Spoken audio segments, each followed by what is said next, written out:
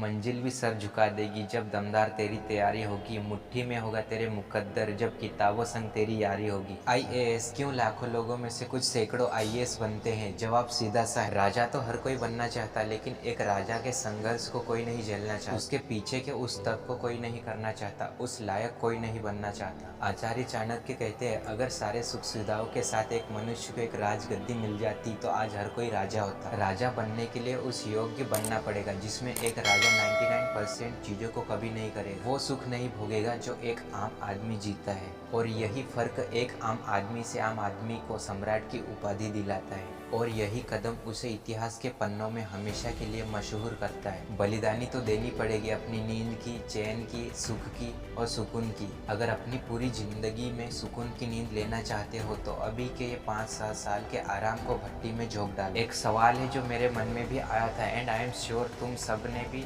इस सवाल को कभी न कभी अपने मन में सोचा होगा। वो सवाल है, ये लोग आईएएस बनते हैं, आईपीएस बनते हैं, ये लोग आते कहाँ से और ये लोग कैसे होते हैं? कुछ तो गड़बड़ है, कुछ तो ऐसा है इसमें शायद जो हमसे छिपा है। मैं बताता हूँ, अगर कोई इस साल आईएएस बनेगा तो वो तुम्हारे लिए इस साल बना है, लेकिन वो अपने लिए शायद बचपन में ही बन गया था। जो कितना गर्व होगा, कितना फक्र होगा उस वक्त जब उस राजपाट की गद्दी पर तुम बैठोगे। तुम्हारे पास इतनी ताकत होगी कि तुम्हारे एक फोन से बड़ा काम रुक सकता है और बड़े से बड़ा काम हो भी सकता है। एक कहावत है ना कि नाम से काम नहीं होता, काम से होता है। तो काम करो ऐसा कि नाम बन जाए, और नाम करो ऐसा कि फिर नाम लेते ही काम बन जाए। इस कुर्सी की कीमत पैसों से नहीं, तुम्हारे खाब भरे रातों और दिन के मजे से पूरी होती है। वो सब जो आईएएस बन चुके हैं सब इसी प्लेनेट के हैं, सब ने वही जिंदगी जी है जो तुम आज काट रहे हो। बस फर्क इतना सा है कि उन्होंने कुर्बानी दी है राजा बनने के लिए और तुमने मौज मारी है फकीर बनने के। जिंदगी में माहिर बनने का मौका बहुत कम मिलता है, जब भी मिलता है कीमत के साथ मिलता है, वरना नहीं मिलेगा।